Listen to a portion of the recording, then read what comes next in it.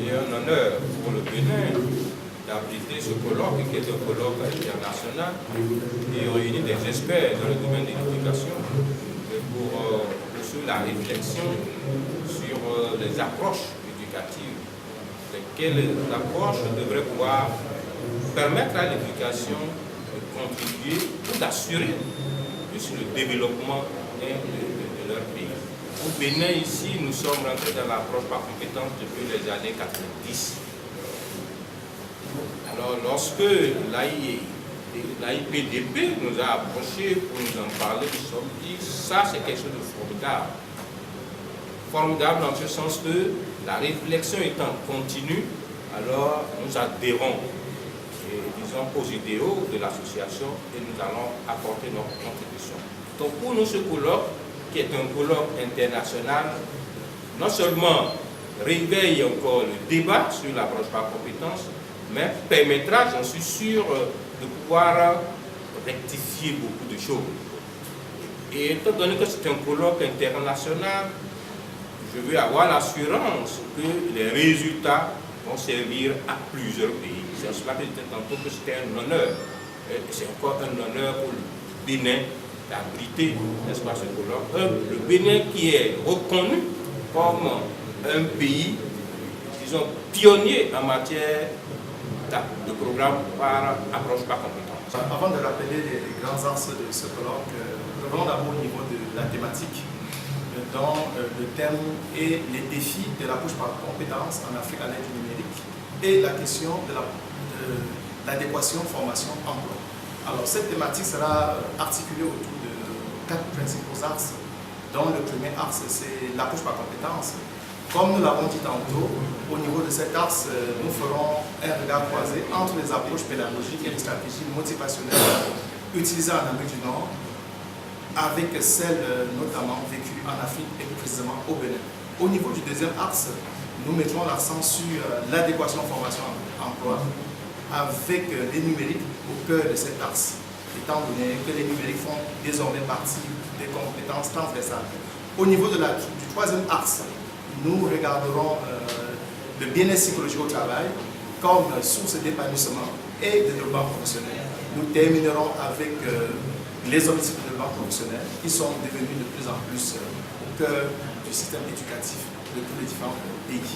Au thème de perspective, comme nous avons discuté tout à l'heure avec le ministre béninois, il y aura dans les 12 provinces du Bénin, il y aura un point focal de l'AIPDP qui devra accompagner le gouvernement béninois à mettre en place de manière effective l'APC, comme vous l'avez entendu tout à l'heure lors du colloque. L'APC est écrit dans les documents du primaire, de la maternelle, mais malheureusement sur le terrain, il y a encore du mal à être implanté, ce qui fait en sorte que le système continue encore à former les chômeurs au lieu de former les personnes plus créatives, plus autonomes. La participation du ministre de l'enseignement maternel et primaire à cet événement est une très bonne chose. Et comme il l'a dit, depuis 1990 au Bénin, nous parlons d'approche par compétence. Mais jusqu'à aujourd'hui, 2019, nous sommes donc à 29 ans d'expérience. Nous continuons de former les diplômés sans emploi. Il y a une forte inadéquation. Alors, nous, en tant que membres organisateurs AIPDP Bénin du deuxième colloque scientifique international, nous avons voulu impulser, impacter, jeter le pavé dans la mare pour pouvoir alerter les autorités, les différentes autorités impliquées, parce qu'il y a tous les différents ministres de l'enseignement maternel primaire, du secondaire et de l'enseignement supérieur, sans oublier le ministre de l'enseignement, de l'économie numérique et de la communication. Je crois que le Bénin, qui est un pays qui surprend toujours positivement, va pouvoir prendre les grands engagements. Le défi, comme on l'a dit, le défi de l'approche par compétence, et comme le disait monsieur le ministre, va s'externaliser non seulement au Bénin, mais dans les autres pays de la sous-région et pourquoi pas de l'Afrique. Aujourd'hui, on nous dit qu'il y a 4 compétences clés pour la société du savoir. Il faut savoir travailler en équipe, il faut savoir collaborer, il faut savoir communiquer, il faut savoir prendre des décisions. Voilà ce qu'on attend dans un monde complexe. Tout à l'heure, on parlait des ingénieurs qu'on recrute et qui vous disent « je peux ». Je peux parce qu'il sait qu'il peut compter sur la collaboration, il peut communiquer et chercher de l'aide, il peut raisonner pour trouver dans ce qu'il a appris jusque-là. C'est vraiment ce qui a dirigé la technologie, c'est vraiment ce qui nous a amené à accélérer la croissance des réseaux, la croissance des ordinateurs. C'est ce qui fait que notre monde a changé et continue d'évoluer parce que le monde fonctionne encore. C'est encore la même chose, ça double à tous les 2 ans. Par exemple, la voix. La voix, le problème qu'il y avait de transporter la voix numérique, c'est que le temps que ça prenait pour calculer, pour changer la voix en numérique, le temps de calcul pris par les processeurs, il mettait un délai dans la voix qui rendait inutilisable les systèmes. Donc, en accélérant les ordinateurs, on était capable d'arriver à un délai court qu'on a pu mettre numérique la voix, et ce qui a été une grande révolution. Donc, on arrive en téléphonie. En faisant des études sur l'éducation et la pédagogie universitaire, on s'est rendu compte que ceux qui s'occupent de l'enseignement supérieur ne connaissent pas l'enseignement supérieur. Alors, on a créé ce master pour les administrateurs, les décideurs, les gestionnaires, les enseignants-chercheurs et tous ceux qui veulent être des consultants ou des évaluateurs chargés de l'enseignement supérieur. Parce qu'aujourd'hui, l'enseignement supérieur est devenu tellement complexe. La question seulement sur le financement de l'université, ça peut remplir des tonnes et des tonnes de thèses. Sœur Mfona Nakazi Pauline, missionnaire fille de la Sainte Famille de Nazareth, en mission au Cameroun. Nous sommes essentiellement éducatrices, éduquer le cœur et l'intelligence de l'enfant. Du coup, du moment où on parle de l'APC qui fait couler beaucoup d'encre dans le pays, on s'est dit, nous faisons de bonnes pratiques, nous avons de bonnes choses à partager. Et en Afrique, c'est ça dont on a besoin maintenant, l'une des compétences du 21e siècle, non, la collaboration. Notre arrivée donc ici au Bénin rentre dans ce sens-là, venir partager ce que nous avons mis sur pied, à savoir les 4 transformations qui permettent de mieux réaliser l'APC. Transformation du curriculum, réviser les programmes, lecture verticale et horizontale, transformation du rôle de l'enseignant et de l'élève qui doivent forcément changer. Il n'est plus question de faire la pédagogie inductive, l'approche est déductive, l'enfant manipule et découvre.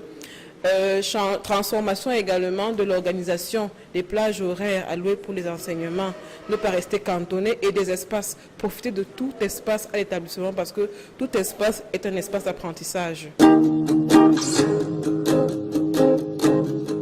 L'approche par compétence, s'il faut parler des stratégies d'évaluation, il faut savoir qu'il faut partir toujours d'une population cible, des compétences de base. De ces compétences de base, il faut se poser la question, quels sont les centres d'intérêt de cette population cible. Et dans ces centres d'intérêt, il faut se poser la question, quelles sont les situations problèmes.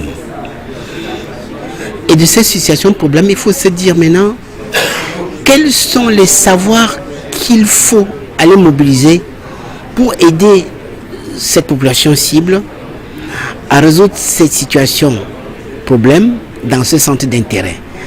C'est un peu ça, c'est la base du développement de l'APC.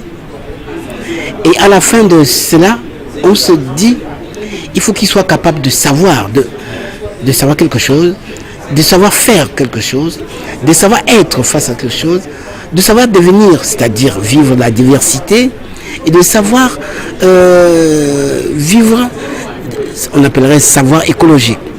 Je prends la parole cet après-midi au nom du ministre des Enseignements maternels et primaires pour vous saluer, vous tous qui êtes là à ce colloque scientifique international pour l'innovation pédagogique et le développement professionnel organisé par la IPDP. Ce colloque a le mérite d'ouvrir le débat sur les défis de l'approche par compétences en Afrique à l'ère du numérique et la question de l'adéquation formation-emploi. Pendant 3 jours, conférences, débats, échanges d'expériences ont nourri les travaux. J'ai noté, entre autres, de façon particulière, que les compétences ne peuvent se définir qu'en fonction des situations. Elles sont donc tout autant situées que les connaissances dans un contexte social et physique. C'est en situation que l'apprenant se construit, modifie ou refute des connaissances situées et développe des compétences tout autant situées.